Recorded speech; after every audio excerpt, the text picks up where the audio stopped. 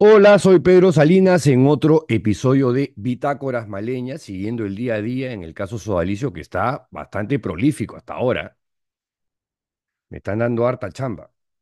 Bueno, primera cuestión para comentar. El día de hoy, 2 de octubre, se ha hecho conocida una carta de Juliana Cacha y Sebastián Blanco, donde dicen: queremos contarles que el Santo Padre ha recibido nuestro mensaje y estamos en conversaciones con él.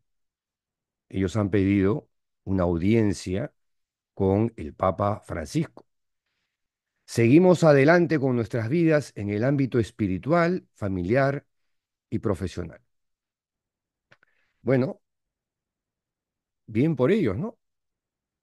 Y supongo que eso o esto que acabamos de comentar habría puesto en suspenso, en paréntesis, esta advertencia que les habría hecho el propio padre Jorge, el Papa Francisco, eh, sobre esta denuncia, creo, bastante grave, en la que el Papa los llama taimados por tratar de obstruir el proceso investigativo de la misión Scicluna Bertomeu.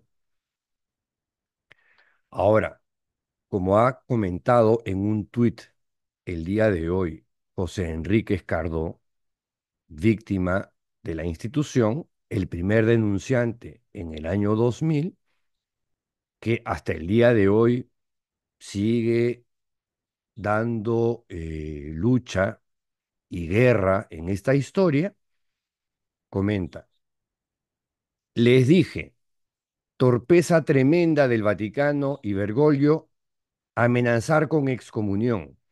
El poder del sodalicio en el Vaticano es inmenso. Ojalá así recibieran a las víctimas reales, no a gente que se hace pasar por víctimas.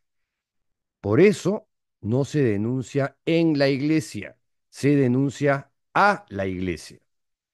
Y creo que no le falta razón, ¿no? O sea, en serio, el padre Jorge va a recibir a quienes trataron de alguna manera de interferir en el trabajo de la misión Scicluna Bertomeu, y las víctimas que no las recibe. A todo esto, pago yo por si acaso, y con el propósito de agradecerle personalmente, le hemos pedido audiencia también a través de la Anunciatura Apostólica hace rato y no recibimos respuesta todavía. Qué suerte la de algunos, ¿no? Bueno, y en, ahora, todo hay que decirlo, ¿no? Yo, la vez pasada tuvimos una sección de agradecimientos. Quiero agradecerle a Juliana Cacha y a Sebastián Blanco porque debido a este escandalazo que han generado al revelar, al revelar lo que hicieron, ¿no? Demandar penalmente en un tribunal peruano a la misión o a uno de los miembros de la misión, en este caso a Jordi Bertomeu, y a quienes resulten responsables, que resulta que esos eran Scicluna y el propio Papa, han logrado una cosa increíble: que se internacionalice el caso. Acaba de estar en las páginas del New York Times, un informe grandazo, lo mismo en las páginas del País de España, de Associated Press, de Reuters, y en serio, eso hay que reconocerlo, es un mérito de este par de muchachos. Bueno, y en otras noticias, los expulsados del sodalicio, que fueron 10 la semana pasada, hace exactamente una semana, el miércoles de la semana pasada, han comenzado, y lo comentamos también ayer acá, han comenzado a enviar mensajes. Por lo menos ya lo ha hecho Alejandro Bermúdez, Humberto del Castillo, Rafael Ismodes y el día de hoy José Antonio Eguren. En todos los casos hay una sensación como de desconcierto. ¿Yo qué hice? ¿Por qué me expulsaron? No me han dicho exactamente por qué, de qué me están acusando, cuáles son las imputaciones. Todos son inocentes ahora, no somos delincuentes. Bueno, José Antonio Eguren, en una carta a sus hermanos y amigos en el Señor, dice: el pasado miércoles 25 de septiembre se hizo pública la decisión del Dicasterio para los Institutos de Vida Consagrada y las Sociedades de Vida Apostólica, que ya no maneja por suerte el español José Rodríguez Carballo, aparentemente muy amigo del sodalicio, de expulsar del Sodalicium Christiane Vitae a 10 de sus miembros, entre ellos a mí. En primer lugar, quiero expresar a los hermanos que han sido expulsados conmigo mi cercanía espiritual en estos momentos en que el Señor nos quiere junto a Él en la cruz, al superior general del Sodalicium y a los demás sodalites y miembros de nuestra familia espiritual, mi gratitud y mis oraciones. Mi expulsión se da en un contexto muy particular, nada menos que en el año en que celebro 50 años de haber ingresado al Sodalicium Christiane Vitae, mi querida comunidad, en la que aprendí a amar al Señor Jesús con el corazón inmaculado y doloroso de la Madre, y a servir a la Iglesia como ella quiere ser servida. A lo largo de toda mi vida de sodalite sacerdote y de obispo, no he buscado otra cosa sino amar a la Iglesia y hacerla amar. Con ese mismo amor, con profundo dolor y obediencia, acojo esta decisión. Guardo la esperanza de que cuando se conozcan en profundidad los hechos sobre mi caso, de los cuales considero que no se ha tenido conocimiento hasta ahora, se pueda reconsiderar la decisión adoptada. O sea, debo inferir que lo repongan como sodalite, ¿no? Quiero agradecer las innumerables y abrumadoras muestras de solidaridad y de oraciones que he recibido en estos días, señal de que muchos mantienen intacto su aprecio por mí y que no dudan de mi integridad y rectitud.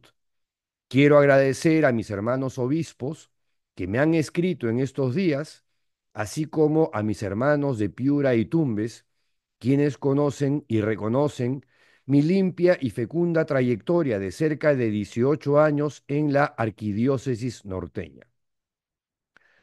¿Cómo no agradecer a los queridos fieles cristianos de la que fuera mi parroquia de Nuestra Señora de la Reconciliación por cerca de 11 años, que es la parroquia que conduce todavía el Sodalicium en Camacho? En fin, a todos los que me han escrito o llamado en estos días, les expreso mi profunda gratitud. Su afecto y solidaridad me confortan y fortalecen. El Señor, que todo lo ve y lo conoce, sabrá recompensarlos por su amistad y apoyo. Y en la parte final de su carta se pone un poquito menos pastoral, digamos, y dice: en honor a la verdad, y como en el caso de mi renuncia al oficio pastoral de arzobispo metropolitano de Piura del pasado mes de febrero, realizada en obediencia al Santo Padre, o sea, lo destituyeron, lo sacaron, no es como he escuchado por ahí y he leído por ahí eh, que él renunció, que él se fue porque quiso. No, ya lo acaba de reconocer el propio José Antonio Eguren, se lo pidió el Papa. Debo señalar que nunca me fueron informadas de manera plena y precisa cuáles son las acusaciones en mi contra. Solo se me informó de una, recién el pasado mes de abril, no da detalles, ante la cual considero que pude demostrar su falsedad en mi declaración de respuesta al Dicasterio para la Doctrina de la Fe y que no tiene relación con ningún tipo de abuso. La falsa imputación periodística de que sería la cabeza de una organización criminal de tráfico de tierras en Catacaos, Piura, ya ha sido esclarecida en toda su extensión hasta la saciedad por parte de abogados y expertos. Asimismo, debo manifestar que cuando declaré en Lima ante la misión especial Cicluna Bertomeu en el mes de julio del 2023, no se me comunicó de ningún tipo de acusación concreta. Muchas personas en sus comunicaciones de estos días me han expresado su pena y mortificación por la forma como se ha comunicado nuestra expulsión, que ha sido sumamente escueta, ¿no? En una nota divulgada por la Conferencia Episcopal Peruana,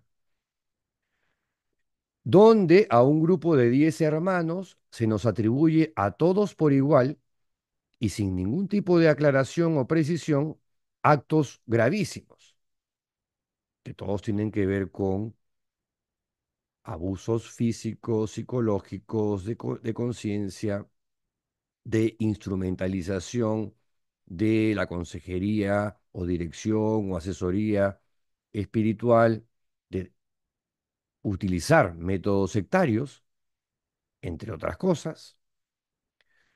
Sigue diciendo Eguren, haberlo hecho de esta manera, me advierten, constituye una injuria y un daño a la reputación y al buen nombre de todos los expulsados, así como a la justicia y a la verdad que siempre han guiado a la Iglesia, más aún cuando uno de ellos es un obispo.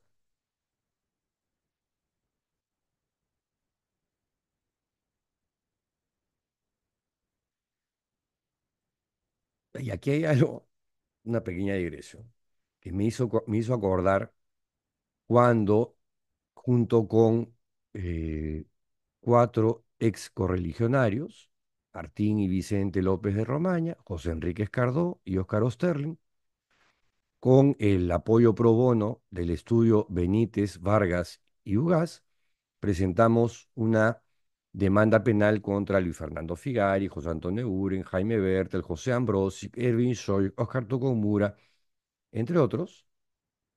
Algunos de ellos han sido expulsados, como Uren, por ejemplo. Eh, la primera fiscal que vio el caso, María del Pilar Peralta Ramírez, en una reunión con ella, previa al proceso de investigación del Ministerio Público, me dijo, ella que se demostró que era eh, muy, pero muy católica, que cómo se nos ocurría demandar a un obispo de la Iglesia Católica. ¿En qué estábamos pensando?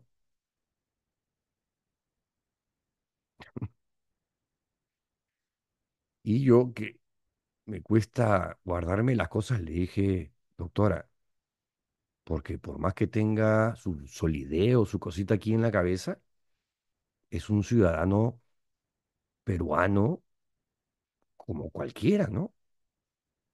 O sea, la justicia no debería hacer diferencias. Me sonó un poquito a eso. En mi caso, puedo asegurar que no he pasado por un debido proceso. A lo largo de estos últimos años, ustedes han sido testigos de una sostenida campaña de calumnias y mentiras en mi contra, con el único fin de dañar mi reputación y, a través mío, al sodalicio.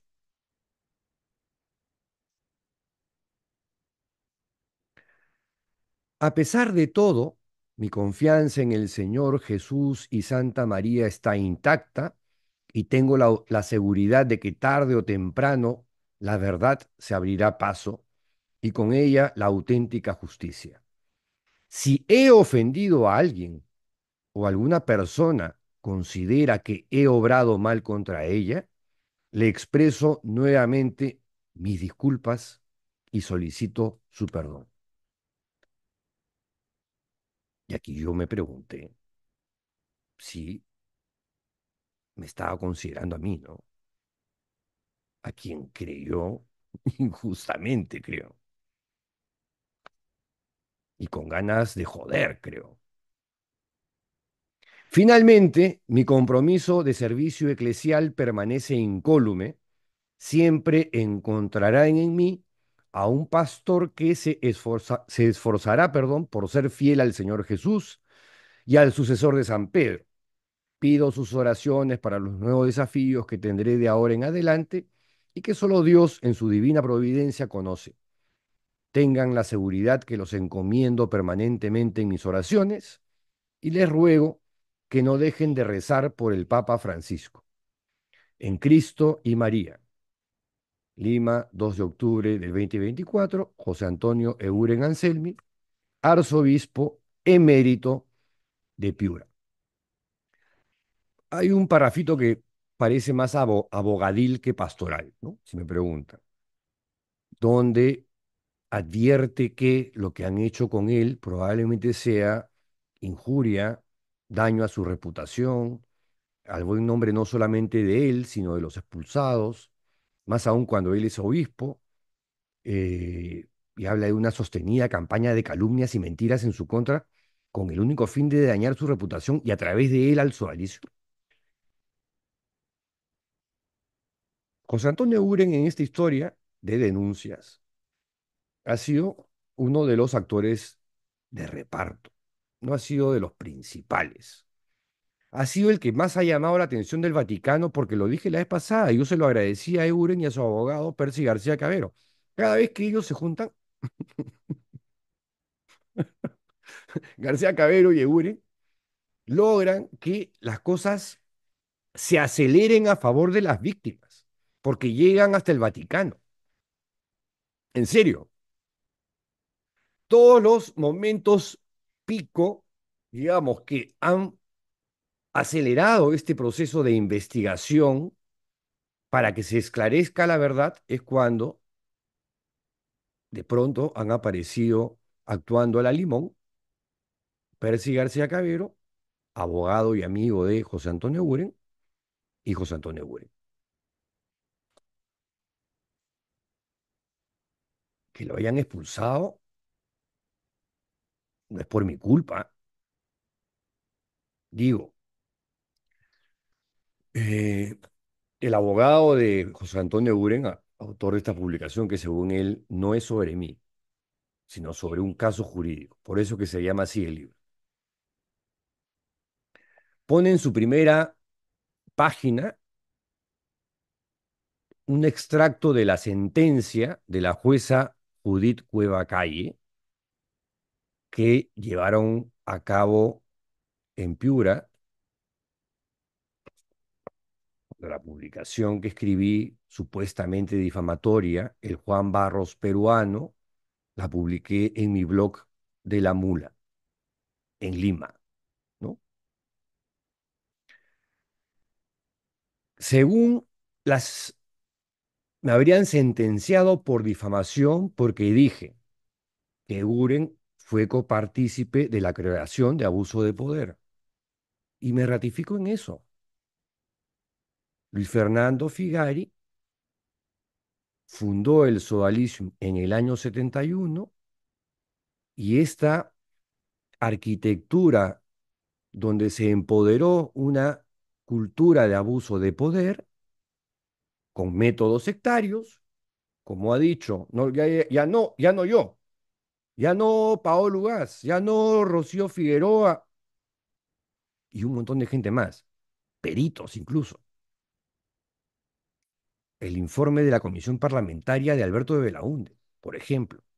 Y Jorge Brus, hace muy poco, en una columna en el diario La República.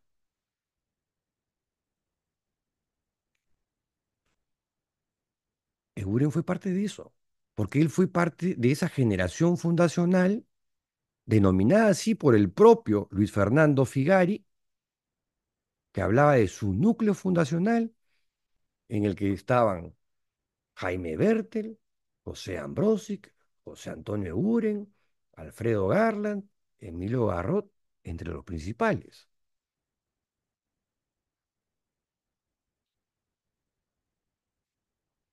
Y como lo ha dicho Martín Schoig en alguno de sus, en más de uno de sus textos en su blog Las Líneas Torcidas, y José Enrique Escardó, el primer denunciante, al primero que señala como participante de los maltratos psicológicos, es José Antonio Buren. Uno de los primeros señalados en mitad monjes, mitad soldados, si no es el primero, es José Antonio Buren. Es imposible que José Antonio Buren se haya enterado de que había una cultura de abuso dentro del Sodalicio recién en octubre del 2015, salvo que él no reconozca que en esa organización había una cultura de abuso, lo cual a estas alturas ya suena pues a chiste, ¿no? También me condenaron porque hice el símil con el obispo de Osorno, ex obispo de Osorno, en Chile, Juan Barros. ¿Por qué puse el Juan Barros peruano? Porque el célebre pederasta chileno Fernando Caradima tenía obispos, cuatro obispos. Figari tenía dos obispos, José Antonio Buren y Kai Schmalhausen. Kai Schmalhausen, después de la publicación Mitad monjes, mitad soldados, en un proceso que realmente fue un vía crucis para él, renunció al sodalicio, y no solamente al sodalicio, sino a la prelatura de Ayaviri, y fue solidario con las víctimas y acompañó a varias de ellas hasta el día de hoy, y me consta. O sea, yo me saco el sombrero por el obispo Kai Schmalhausen, y tuvo declaraciones, no muchas, lamentablemente, pero algunas que fueron muy contundentes, en las que reconocía que había una cultura de abuso, porque hizo el esfuerzo de desformatearse, de desprogramarse para saber qué cosa es lo que había pasado. Proceso que claramente José Antonio Buren no ha hecho. No, no veo que haya reconocido absolutamente nada, ¿no? Salvo esta cosa al aire, donde dice, si he ofendido a alguien o alguna persona considera que he obrado mal contra ella, le expreso nuevamente mis disculpas y solicito su perdón, pero es claro, lo que hizo Moroni en su momento, ¿no? Si hemos leyendo una chuleta, un teleprompter, y no hacerlo personalmente con cada una de las víctimas que han maltratado, que han revictimizado, que han traumatizado, en muchos casos de por vida. Les han dicho que que han sido durante décadas una organización sectaria, donde el abuso, la cultura del abuso, fue preponderante, y utilizaron la obediencia y citas bíblicas convenientes a los intereses de los métodos sectarios para tener adeptos.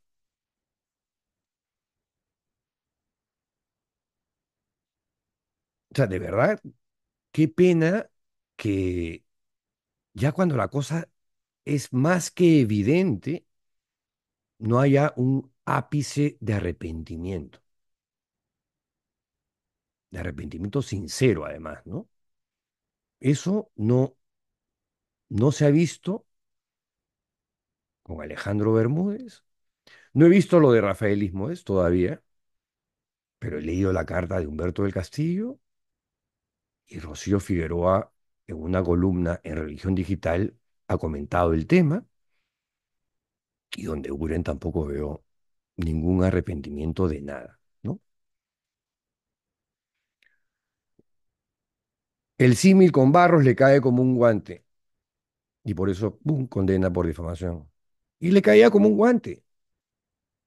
Caradima tenía obispos, Figari tenía obispos. Barros era del círculo de hierro de Caradima, Eguren era del círculo de hierro de Figari. Entre otras cosas, ¿no?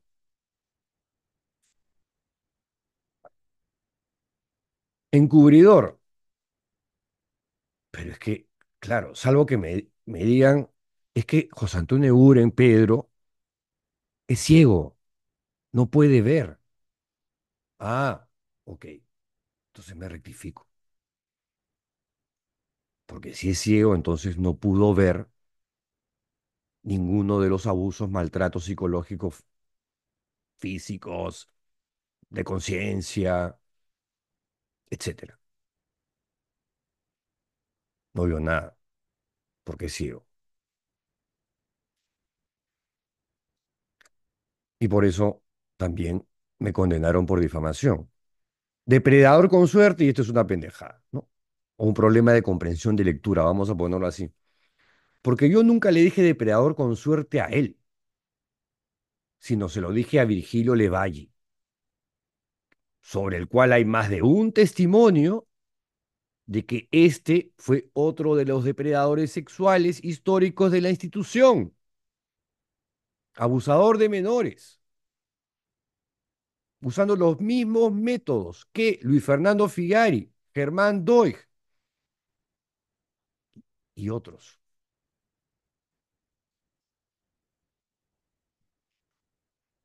Bueno, digamos que problema de comprensión de lectura y Plum también me endilgaron esa, que no era para Euren, era para Levalli. Hombre clave en el tráfico de tierras. Y sobre esto me he rectificado más de una vez, ¿no? Yo siempre que he hablado o me han preguntado del tráfico de tierras, yo siempre he dicho, pregúntenle a Llovera, pregúntenle a Pau.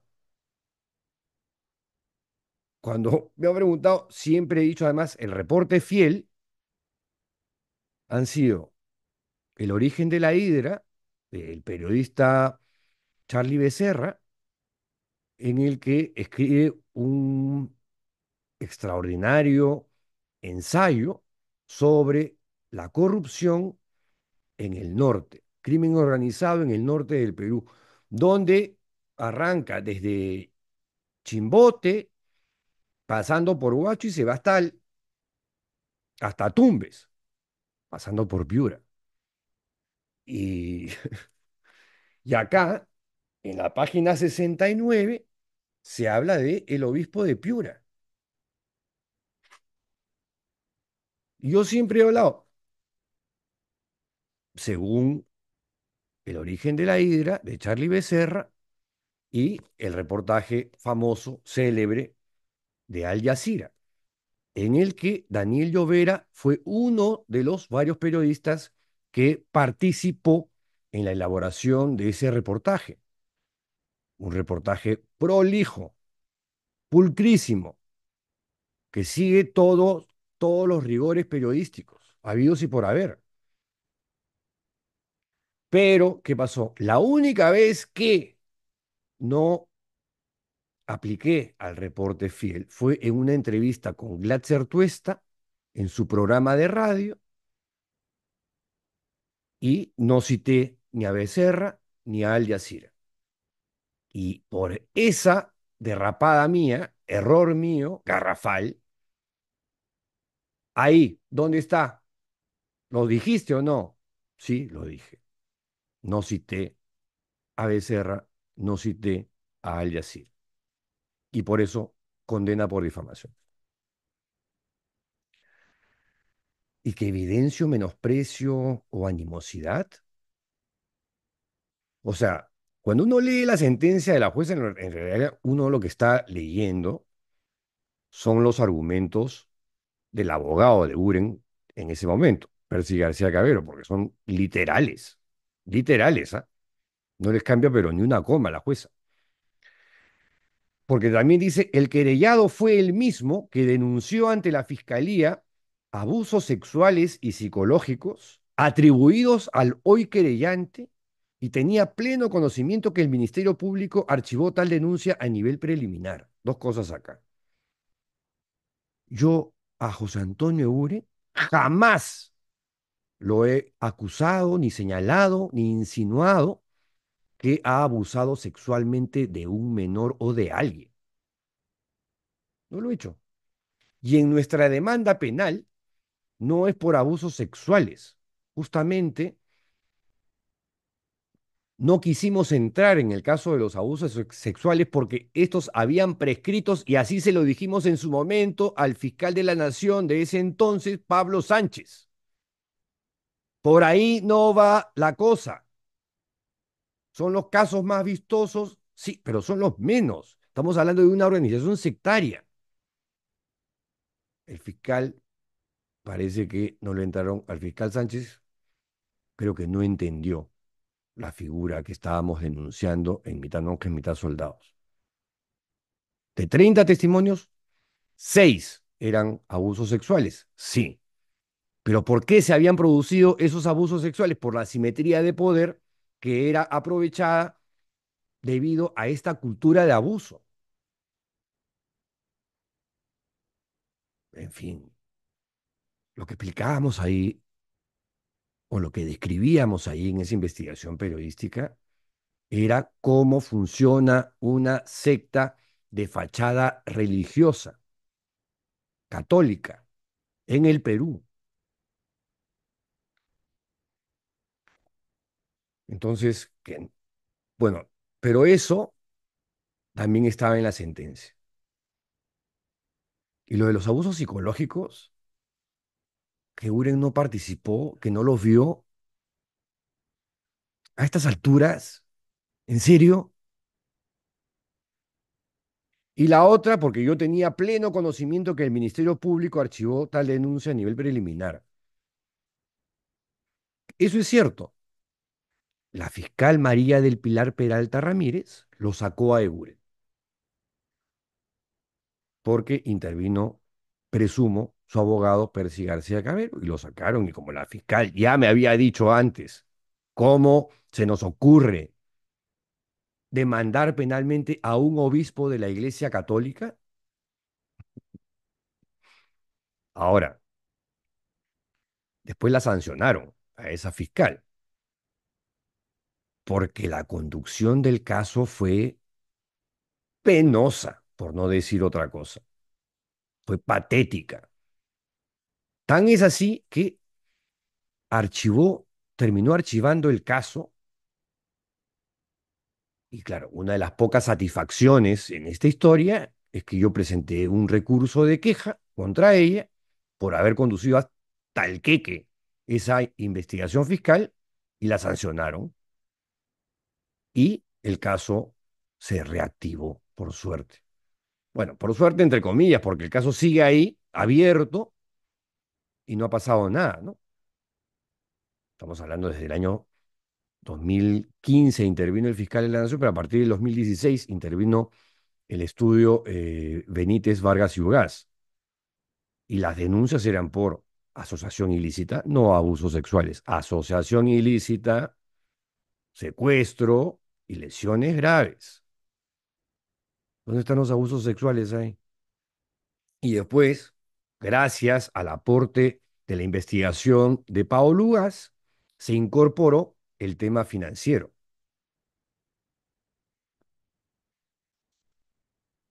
Y la siguiente cuestión es que, claro, como yo tenía conocimiento de que ya lo habían sacado, ¿por qué seguía hablando de Guren? En realidad hemos hablado más de Figari, de Bertel, de Ambrosic, de otros, ¿no? Más que de Guren. Pero porque la justicia peruana no encontró nada en Eguren, eso invalida los señalamientos que hay contra él. ¿Cuáles son esos señalamientos? Bueno, ahora que le pregunten al Vaticano, pues, porque algo tienen que haber encontrado, ¿no?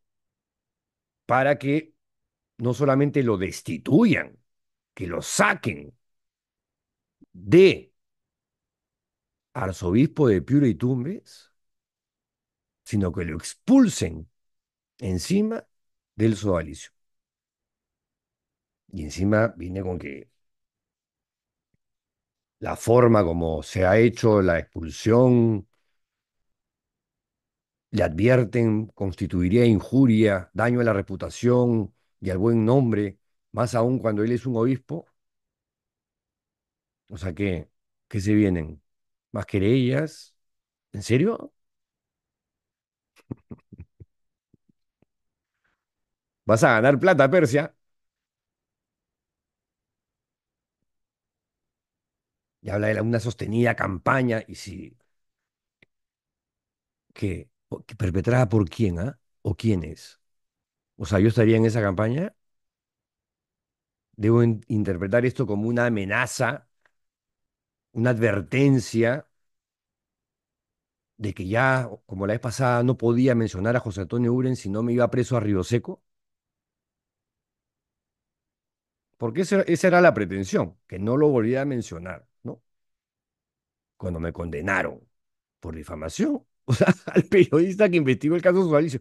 El único pelotudo que ha sido condenado en esta historia sobre el caso Sodalicio fue uno de los periodistas que investigó al Sodalicio. Solo en el Perú. Solo en el Perú. Qué bestia, qué alucinante. Y termina, o bueno, otro extracto señala las noticias de la jueza Judith Cueva Cay, otra hipercatólica como la fiscal Peralta. Las noticias, como lo ha dicho el Tribunal Constitucional, deben ser diligentemente comprobadas y sustentadas en hechos objetivos.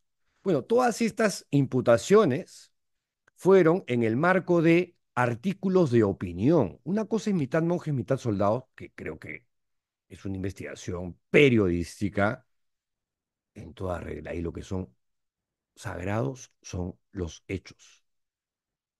Y todo lo que hemos documentado en mitad monjes, mitad soldados, y luego yo en Sin Noticias de Dios, son hechos y están documentados. Cada cosa que se dice está sustentada por testimonios que han sido ratificados entre gente que no se conoce, mantienen la misma versión, son verosímiles, creíbles en el caso de los testimonios y los documentos están ahí. Nadie habla, por supuesto, ahora del hackeo de las comunicaciones. ¿Qué les pasa?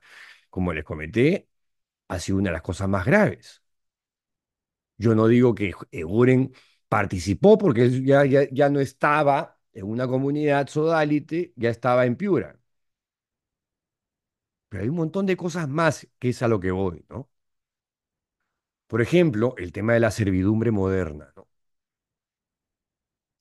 O sea, José Antonio Eguren nunca fue testigo de que Luis Fernando Figari tenía secretarios que eran en la práctica esclavos y había servidumbre moderna, para llamarlo en términos penales, como detectó no Paolo Lugas y yo, sino la primera comisión, la comisión de ética, la que sí cambió y lo hizo gratis, ad honorem. O sea, eso lo vio la comisión, ¿no lo vio José Antonio Ure? Pregunto, ¿ah? ¿Insinuó algo? Sí, también. ¿Por qué? Porque una vez más, digamos que a partir del momento en el que José Antonio Uren es nombrado obispo, sale de la comunidad sodalite, sigue siendo sodalite, pero ya no depende del superior, depende del papa o del dicasterio de los obispos, que es de donde lo sacaron. Primero de Piura, ¿no? Él habla de la expulsión del dicasterio que antes manejaba José Rodríguez Carvalho y ahora está a cargo de una religiosa. Sor Brambila es su apellido. En fin, o sea, Ya para terminar con este asunto de la sentencia, las noticias, como lo ha dicho el Tribunal Constitucional, deben ser diligentemente comprobadas y sustentadas en hechos objetivos. Y acá, sobre Eguren, yo siempre he tenido opiniones. Y las menciones que aparecen en mitad monjes, mitad soldados, en el caso de Eguren, la primera denuncia es la de José Enrique Escardó. Entonces, ¿de qué estamos hablando? ¿Le va a pedir disculpas a José Enrique Escardó? Yo espero, ¿no? O sea, él claramente ha expresado malestar por los abusos psicológicos que presenció y padeció y donde estuvo presente José Antonio Eguren. Entonces mi pregunta es si él va a pedirle perdón a José Enrique Escardo por haberlo ofendido, porque él sí se considera ofendido y maltratado. O nos vamos a quedar en esta carta. Carta en la que se infiere que ha hecho un trabajo fecundo, ¿no? No lo dice. En fin, los hechos son sagrados y las opiniones son libres. Es el ABC del periodismo y de la libertad de expresión, aquí y allá, menos en Nicaragua, menos en Venezuela, menos en la Rusia de Putin. Pero acá todavía, todavía. En fin, por lo que vemos, no hay mucho arrepentimiento o reconocimiento de faltas, salvo cosas lanzadas al aire de forma gaseosa. No hay explicaciones todavía. Nadie, qué raro que el Suavicium hasta el día de hoy no ha mencionado en ningún momento la Operación Valquiria, ¿no?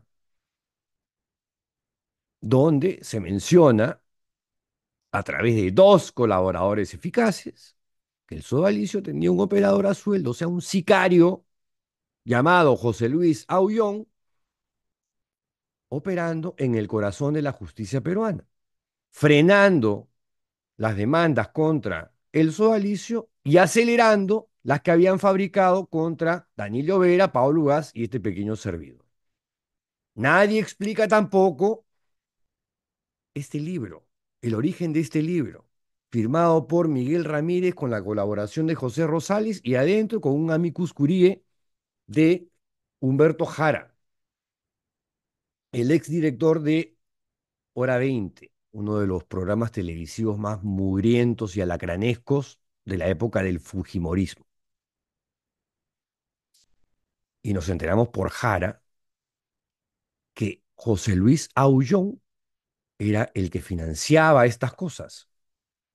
¿Lo hacía de motu propio o alguien le daba la plata para financiar este trabajo que aparentemente ha durado casi 2 años o 2 años, con visitas interminables a Piura, hoteles, viáticos, etc., para elaborar un informe asqueroso, vomitivo, con el propósito clarísimo de desacreditar el reportaje de Al Jazeera y al periodista Daniel Llovera?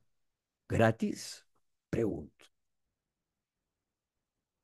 Aullón hacía esas cosas en la justicia peruana